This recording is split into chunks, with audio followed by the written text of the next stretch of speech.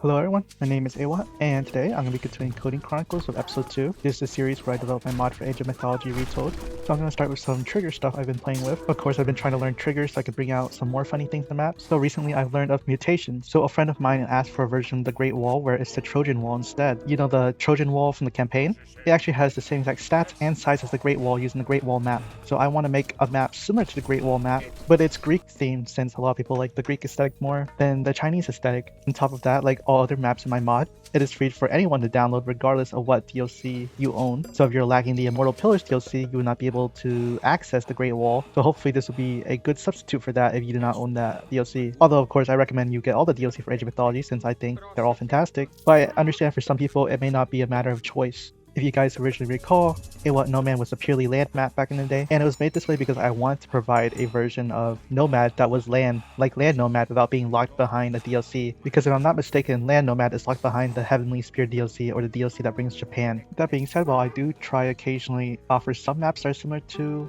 DLC maps, I by no means want to make a one-to-one copy of any DLC map. I still try my best to be original, and for this upcoming map with the Trojan Wall, I'm going to try and make it a little different from Great Wall. So in team games, Great Wall mostly generates like Jotunheim. I'm using Jotunheim as an example because a lot more people are familiar with that map than Great Wall. But essentially what it does is it has separate areas for each team, and then an area of which you could use as an entrance to fight the enemy team. So when there's only two teams, this area is obviously going to be in the middle. But in games of several teams, or like a free-for-all, you know, you're only connected to the teams immediately to your left and your right.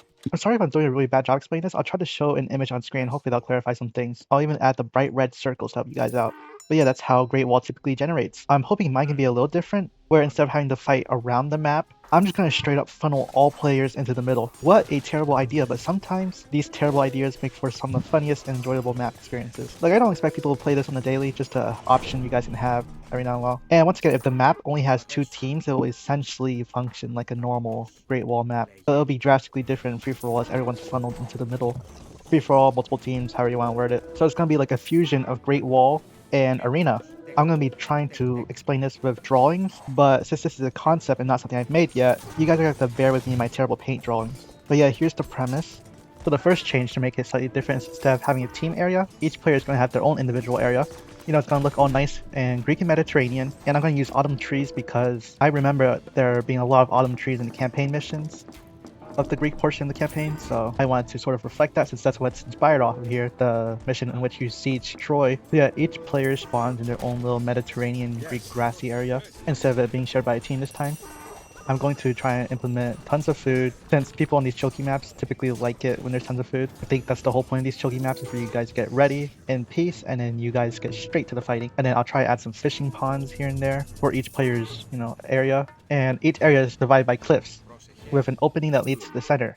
However, the opening in the center is blocked by, you guessed it, the Trojan Wall, where each player has to be responsible for breaking their own wall, and then you guys just duke it out in the center, which is going to be Trojan themed, so it's going to have this urban tile look to it. And yeah, pretty simple idea. Hopefully I can make it, and basically what I'll do is I'll make a giant wall using the Great Wall function, and then I'll use a trigger to mutate it so it becomes the Trojan Wall. And while I'm at it, I might use some triggers to nerf the amount of armor the Trojan Wall has, because you'll be essentially having double the amount of walls to bust through. Since on Great Wall, both teams share the wall in the middle, but on this map, you guys are going to have your individual walls to bust through.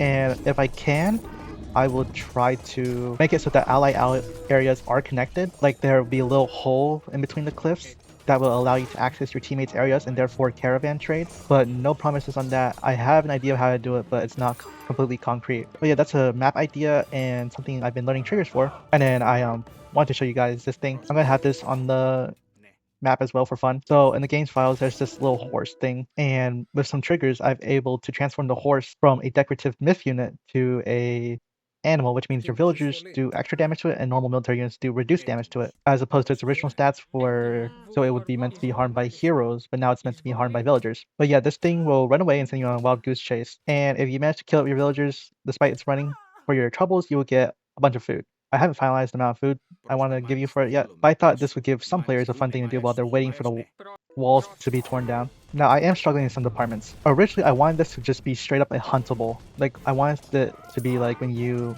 depleted its HP to 0, it would have its body on the ground, and villagers would be able to gather food from it just like another animal. However, I've tried a wide range of triggers, and I haven't been able to do this with the animal. So if someone smart like Notud is watching, please let me know if that's possible. Additionally, I've also tried to change its noise so it doesn't sound like a girl. This horse fundamentally uses the Valkyrie as a base, but that has also come up short. Let me know you guys think its voice is weird. I'll play a little audio clip of it. And if it's too weird, I won't include it on the map as a fun thing to do, since it's kind of weird to hear that.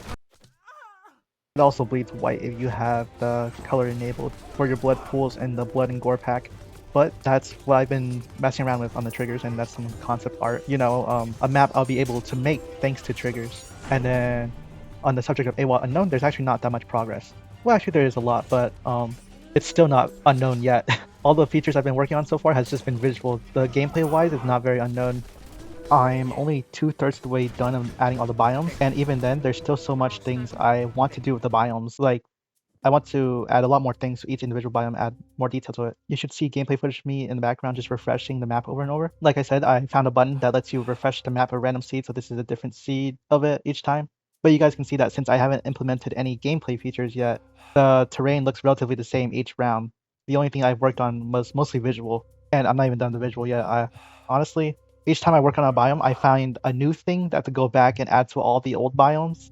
So I'm not sure I can even say I'm 50% done with the visual part yet. Like, even though I have over half of my planned biomes done, I still don't know what other biome related features I'm missing, and I will have to go back and add. You know, I kind of remember it as I go along and do it. Some examples of this was the fact that I forgot to add a weather system. So like on my 15th biome or so, I realized, hey, I forgot my weather system. Let me implement that. The weather system being, of course, like, I want marshy maps to rain. I want snowy maps to snow. I want really snowy maps to have this blizzard effect, and desert maps to have their sandstorm effect. You know, a spooky biome like the Chinese underworld, I want to have a mist effect. You know, all those things I have to go back and add in retrospect to the previous biomes from before I remembered to add that feature. Same thing with this other feature I added where your starting area might look a little different. So you know how on maps like Giza, your starting area is grassy when the rest of the map is otherwise sandy? Well, I wanted to do that for each biome where your starting area might look a little different from the rest of the map. So when I was on like my 20th biome, I remembered to add that feature. And yeah, now you can see that sometimes your starting area will have a little bit of a road urban look to it. It's not guaranteed. I think I currently have it set to a 1 in 3 chance that your starting area will have a urban look to it. But yeah, I'll show on screen biomes that I've mostly done. Like I said though, I will probably go back and still have to change them a little bit. But my current development, these biomes are at least implemented into the map in some way, shape, or form. And then once those biomes are done scrolling through, I will show biomes that I intend on adding soon, if possible. Although the biomes to be added soon should be taken with a grain of salt, because sometimes I want to add a biome, but it just kind of falls through because there's just not enough to do with it to make it unique. So there's a chance some of the more extravagant biomes might fall through.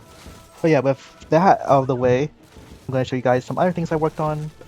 Awot Unknown II, Awot Unknown II, The Electric Boogaloo, Awot Unknown II, Return of the Jedi, Awot Unknown II, Retold, whatever you guys want to call it. I have been implementing some other things as I work along the way. So for some reason, I thought it would be funny if the map had a 1 in 50 chance of replacing all the food in the map with chickens. And if someone who does not watch Coding Chronicles tries to tell me that one day they played a match that was all chickens, I will try and gaslight them and tell them I don't know what they're talking about and I didn't program such a thing. No, I'm kidding. I'll be honest. I'll tell them there's a 1 in 50 chance that it may all be chickens. Just thought that was a funny Easter egg I put in. Another thing I added was I added a small chance for what you spawn with to be a little different. This was sort of implemented in the last Awot Unknown, but it was so rare that you guys hardly noticed it. So hopefully now, not only will it be more common, but some of the implementations will actually go much more noticed. So some things that can change at your starting area will include you can spawn with an extra hunt. This hunt does not replace your berries or chickens or anything, it's just an extra hunt. However, this hunt will have half as much food as a standard hunt on average. You know, there's a possibility that your normal hunt rolled really low and then the second hunt rolled really high. But overall, on average, the second hunt should have half as much food as the first hunt. Just a fun little addition. Shouldn't change gameplay too much. The second thing you could spawn with is a small gold mine. Just like the second hunt, it's completely separate from your main gold mine. The small gold mine will only contain 1,500 gold, so it's a little reminiscent of Gold Rush. And another thing you can spawn with is just a single farm. This is a reference to Crater Canyon, how I randomly added a single farm for you guys to spawn with. Another thing you guys can spawn with would be a relic. The relic will spawn inside your berry bush area, similar to Awot Split or Butterfly Lake, for example. This, however, does not increase the amount of relics overall on the map. If this relic spawns in your base, it removes 1 relic from the wild map, which if you're getting confused, don't worry.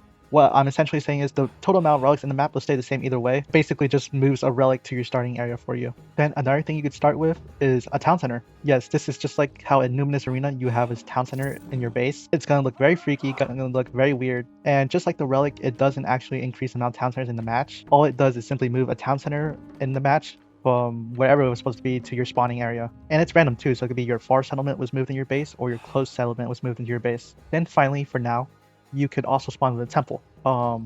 That's a pretty drastic change. That completely ruins build orders. You know, you spawn with a temple, all you have to do is just get 400 food and you can age up is just start the match a lot earlier. And since both the town center and the temple thing are pretty drastic changes to gameplay, they will not spawn in 1v1. Like if you're playing a 1v1 match, those two modifiers, mutations, whatever you want to call it, are guaranteed to not occur.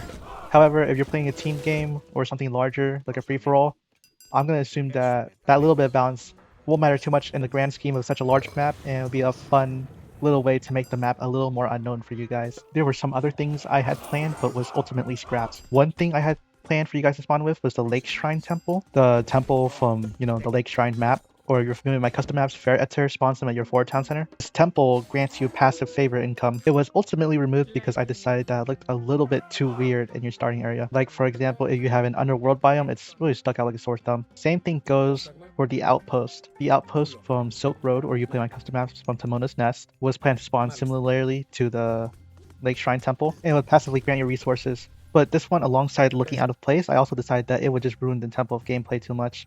And then there was another modifier. It was clay peasants would be given to you at the start of the match. You know, essentially they're just limited time villagers. They would just boost your economy for the first few seconds of the match, and then they would disappear.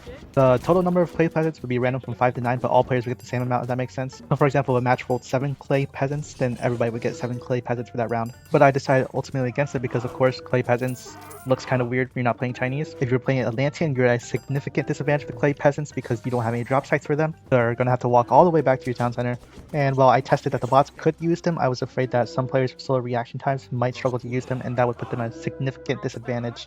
And yeah, that's about it for today's Coding Chronicle. I made some progress. Like I said, it's not gonna be like last time where I'm pushing and pumping out a ton of progress each day. I'm definitely taking a more healthy route about it this time, where I work on a reasonable amount and then I actually enjoy the game a reasonable amount this time. Been playing a lot with my friends recently and actually being able to play the game, and I'm very fortunate to have friends to play with. So you're one of them. Thank you for watching my channel and thank you for playing with me. And for you guys who do not play with me, thank you for watching as usual. Let me know you have any ideas for Awot Unknown. Any feedback on the stuff I have talked about today, like if you think some of my removed features shouldn't be removed, or you think there's something else we should spawn with, whatever, I don't know. And even if I don't reply because I'm kind of weird, and even if I forget to add it later on, just know in the moment it was probably read.